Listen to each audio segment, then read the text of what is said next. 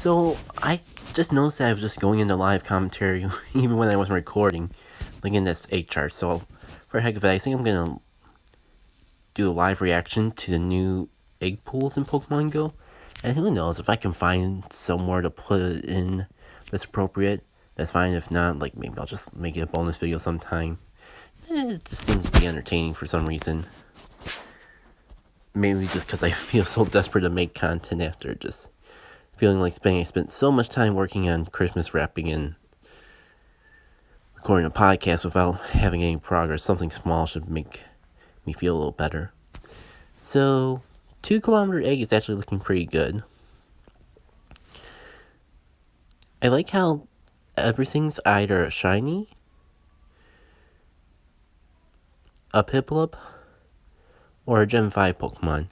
In my opinion, like Purloin doesn't really need to be in the egg pool. It's common enough.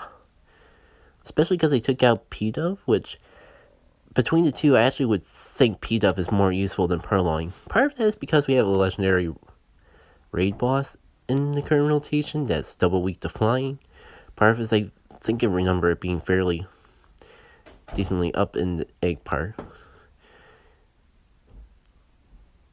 Staraptor is probably higher up, but I'm just going based off memories from the main series games where Staraptor was an incredibly good flying type despite being an early route Pokemon. But like, I mean, I could live with Patrat and Lollipop being a 2 kilometer egg pool as well because they have a chance of being a shiny. I'm trying to see if there's any like noticeable pattern with the non-stars or Gen 5 besides the fact that they're all shinies. Maybe the fact that they are very distinct shinies, like Swablu and Luvdisc are gold, Wilmer is purple, and Magikarp is gold.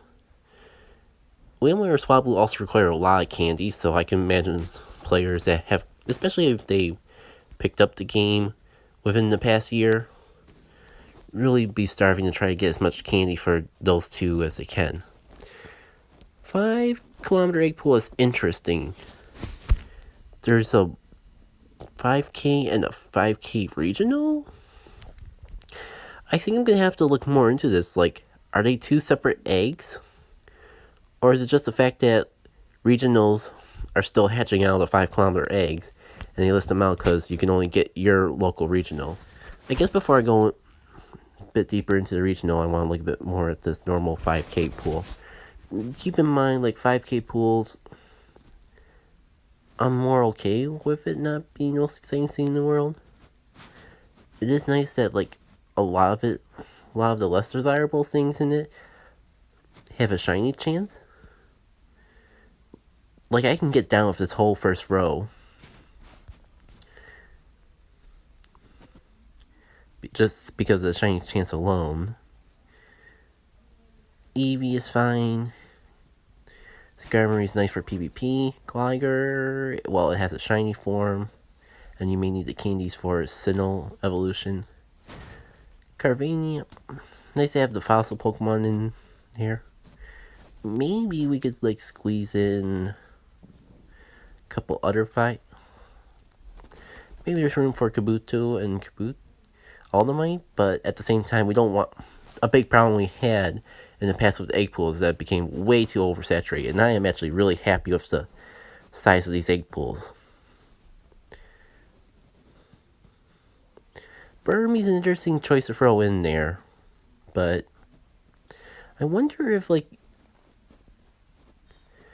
the cloak, if it's completely random, or if the cloak form is going to be based on where you got the egg from. Like if it's in a grassy biome, you would only have to plant Burmy. If you're in a deserty area, you would have the sandy Burmy, and if you're in an urban area, you would get the trash Burmy. That would be interesting to know more about. Buizel, this is the one thing from this pool that I would actually yeet out of there. Buizel, you're a nice book. I like you, Buizel, but I've had enough of you. Like, there's not really any reason for Buizel that I can think of besides just a Pokedex entry. Like, I personally got that taken care of a while ago, and like occasionally it still pops up in raids. that's like the one thing I may disagree with, because like Skorupi and Krogan, they're kind of in a similar boat to Buizel, but they at least have a PvP purpose, Great League wise, and Cherubi is just a rare Pokemon in general. Like, you may be able to get off of Grassy Lure, but it's a long time since they've last seen a wild Cherubi. I don't think I ever done my Cherubi I got out of an egg. So sure, let's keep that in there. As for regionals, I think it's self-explanatory because it's going to vary a lot based on your location, which ones you can get. This just makes me like realize how many shiny regionals we have floating around the game now. Like, all Gen 1's regionals are shiny. We got Zangoose and Survivor. We got Lunatone and Solrock. So, like, I feel like maybe there's some more obscure places that don't have two different regional shinies, but a lot of parts of the world, including my own, have the opportunity to get at least two, if not three. Oh, actually, I was thinking three. It would definitely be two in general, because the Zangoose Survivor line and Lunatone and Solrock line are completely reliant on... They're like... It's like a literal line divided in half that divides where you can find Zangoose and where you can find Survivor. So yeah, everyone has a chance at least two shinies. A lot of regions having the opportunity to get three, which is fairly interesting. Let me go take a look at this 10-kilometer egg pool though, because that's going to be the fun one, I feel. Oh yeah, we also have the 7-kilometer egg pool. It hasn't changed too much for better or for worse, but they seem determined to keep up the Alolan brand that the 7-kilometer eggs are based off of. And that alone may make it more interesting. Wait. Riolu is exclusive to 7-kilometer eggs. That's actually new. Let me put the backpedal on that real quick. Let me double check to make sure I didn't overlook something in the 5 egg pool. Nope.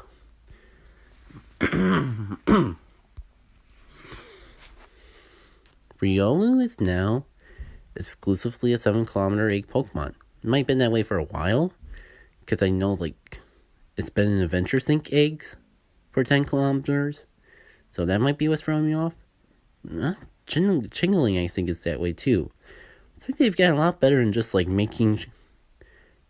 preventing, like, duplicates in the whole egg pool. Because there's times, like, you could find a lot of these 7-kilometer egg Pokemon also appeared to, like, either the 2-kilometer or the 5-kilometer egg. So it looks like they cleaned it up quite a bit, which I appreciate. There's not really too much remarkable about it besides that. You got, like, all your Alolan Pokemon, and they all have a shiny chance now. Got your baby Pokemon with all minus Trialg have a shiny chance. Man, this makes me really look forward to finish editing and releasing my December Community Day retrospective. Specifically the part where I speculate on 2020 Pokemon, because it may not be Community Day worthy, but I think we could make an event out of Tyrogue if we wanted. Chingling's just a rare thing in general, so it being a baby Pokemon is fine in this egg pool as well. Pretty much like everything that doesn't have a shiny is rare enough of a Pokemon that I'm okay with it being in this egg pool. Last but not least, though, the 10-kilometer egg. Feebas. Why? Get out of here. Like, I know everyone hates on Beldum in this pool, but I want Feebas to be in an egg pool, but I think 10 kilometers is a bit too much. Like, yes, it fits with the whole lore of Feebas being, like, rare in that, but, like, I feel like we've had enough events where Feebas were all over the place that it's not really that exciting of a Pokemon anymore to get from that egg. I think everything else is fine. I'm not quite sure if I agree with Manuel and Absol being in the 10-kilometer egg pool. I would personally bump them down a tier or two. But I do agree with the notion of having them in a egg pool, because otherwise you can only get them from raids.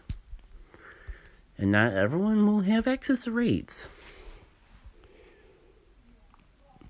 I like the notion of how they've been having the raid exclusive Pokemon also in 10 kilometer egg, so like Shinsen and Clink, that's all appreciated because, I mean, if you, on one hand, from my perspective, it's easy enough to find a raid as long as you go out and actually walk in a Pokemon Go friendly area. But if you're in a super rural area, one, how are you getting these eggs in the first place? But more so, two, it's nice to have options for people, I guess. Not everyone's a fan of raiding, so people who prefer hatching have that option as well. Rambling aside, like, it'd be nice if we had some, like, odds associated with these. Like, I'm curious if the odds of hatching Gible from egg went up at all. Because that was an exclusively rare, like, gotcha horrible qualities rare from 10 kilometer eggs in the past. But overall, it's like 10 kilometer egg pool either has like super desirable Pokemon or Pokemon that have a chance to be shiny, so I can't complain too much.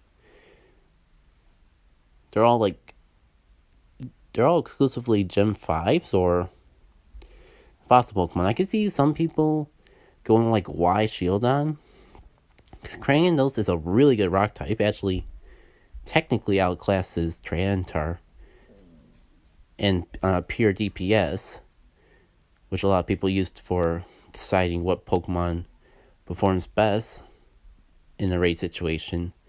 Krangnos is on top. That much is inarguable. Shieldon, while it doesn't really have a place in the raid meta, has a really solid place in PvP. At least in the Great League. It's like,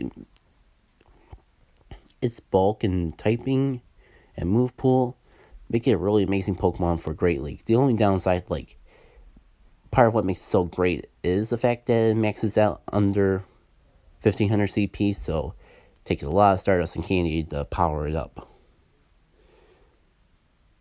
That's about all I got on this. I'm rambling on it a bit longer than I thought I would. Now to figure out what the heck I'm going to do with this recording.